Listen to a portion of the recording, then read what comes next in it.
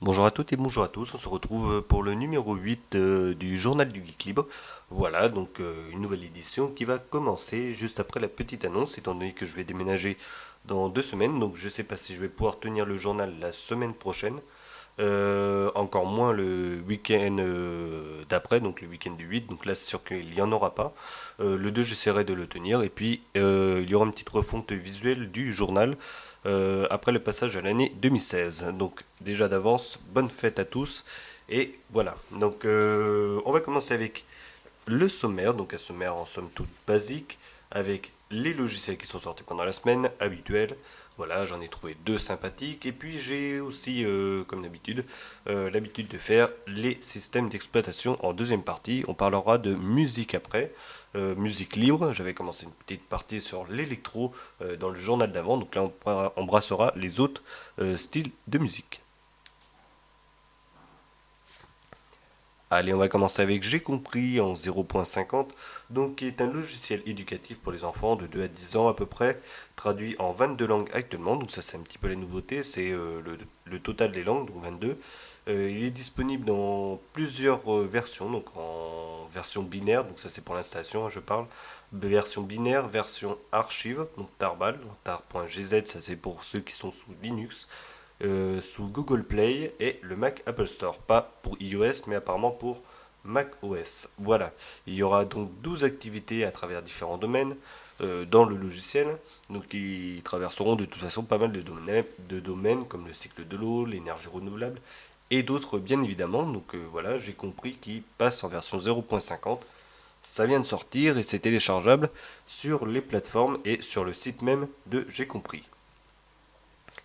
Allez, on va passer un petit peu aux jeux vidéo avec SuperTux qui passe en 0.40 Milestone 2. Donc c'est la toute première version stable qui vient de sortir. Voilà, parce que juste avant, c'était une version de développement. Ça fait 10 ans que c'est en développement et ça fait 10 ans à peu près qu'on joue avec ce jeu alors que c'est encore en développement.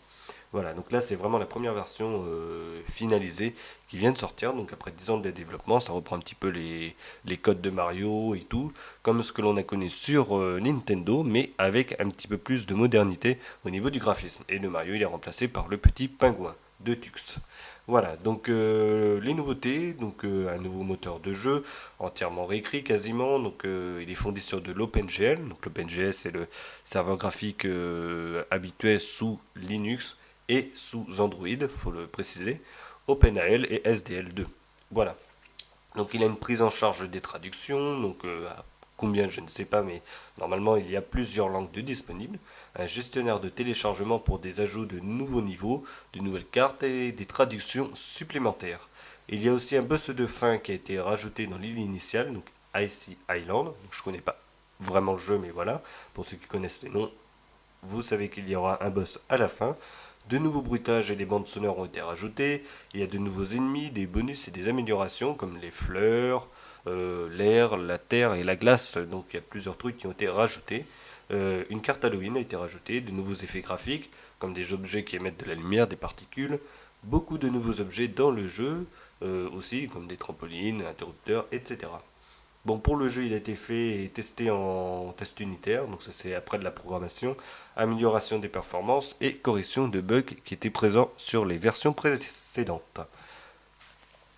Allez, on passe au système d'exploitation. On va commencer par Ultimate Edition 4.9, donc qui n'a pas beaucoup donné d'informations à ce sujet. Donc on sait qu'il est basé sur KDE, la version 5 de KDE avec Plasma 5, ça, voilà, et mise à jour des logiciels pour le système.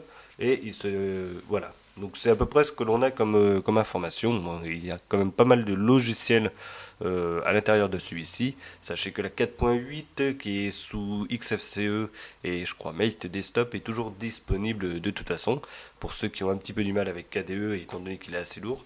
Donc voilà, c'est Ultimate Edition, il a quand même un design et un graphisme assez spécial bien et lui, quel que soit le bureau en question.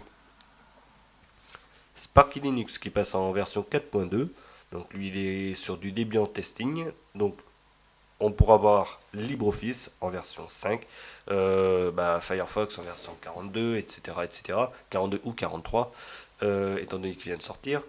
Donc voilà, tout est à jour. Messagerie, au niveau de la messagerie, on en a une qui est basée sur Tor pour rester en privé, donc surtout pour la messagerie instantanée et tout, et d'autres traductions système ont été ajoutées. Plop Linux, donc lui, il est passé en 4.3.1, donc il s'agit d'un système qui permet de sauvegarder les données et de restaurer des systèmes. Si on a des disques durs qui crachent ou des choses comme ça, c'est pas mal.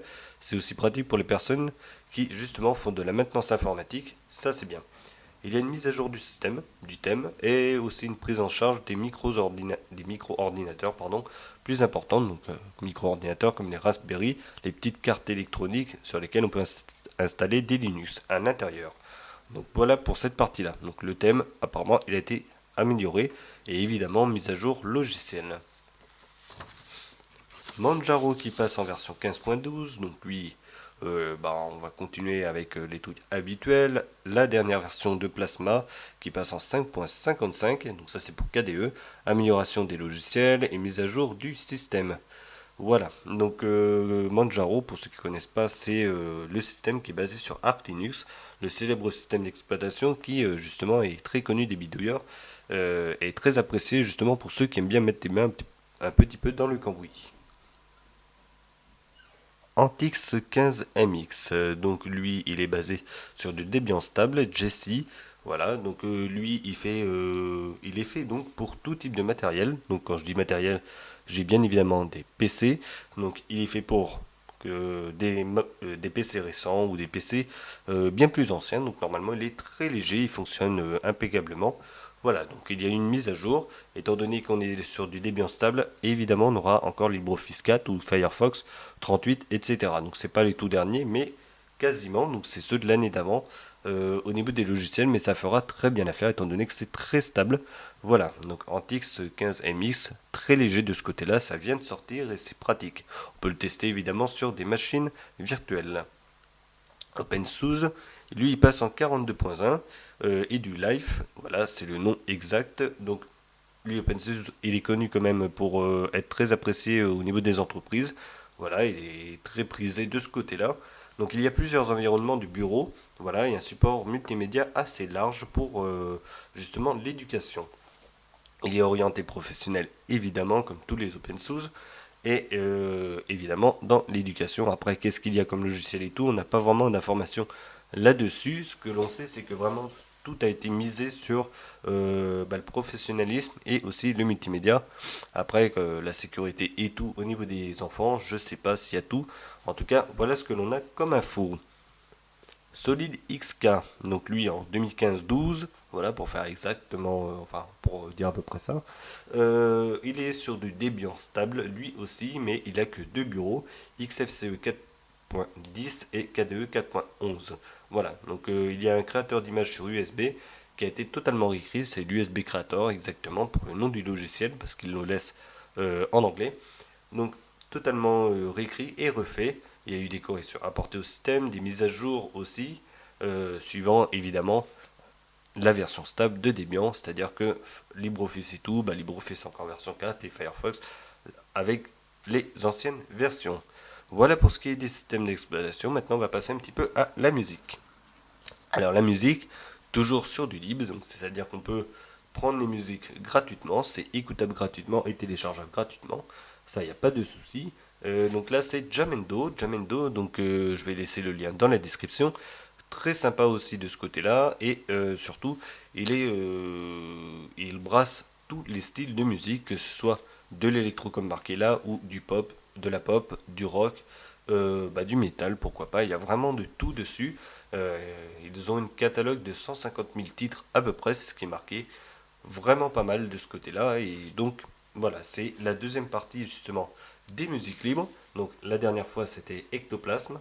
Voilà, donc que l'on peut voir sur le journal d'avant. Et là, c'est Jamendo qui, lui, évidemment, sera plus fait pour les autres styles de musique que l'électro et la techno. Voilà. Donc parce que j'ai essayé de voir l'électro, c'est pas trop ça. J'ai pas trouvé énormément de musique, on va dire très très bien. Mais par contre pour tous les autres thèmes de musique, c'est vraiment pas mal. Et c'est pareil, on peut uploader des musiques à l'intérieur pour faire connaître ses compositions, quel que soit le style de musique. Évidemment, il faudra se baser sur le type de musique prévu, voilà, le genre plutôt. Donc que ce soit du rock, de la techno, du pop ou du rap, comme on veut. Donc voilà, Jamendo qui est vraiment, vraiment sympathique. Il a une interface assez simple et épurée et assez simple d'utilisation. Voilà, donc pour ce côté-là, c'est pour finir un petit peu le journal. Voilà, voilà. Allez, c'est fini pour aujourd'hui. On se retrouvera la semaine prochaine, peut-être si tout se passe bien. Sinon, dans 3 semaines avec une nouvelle présentation. En attendant, portez-vous bien. Bon réveillon de nouvel an. Bonne année aussi, étant donné qu'on va passer à la nouvelle année. Et à très bientôt pour une prochaine vidéo.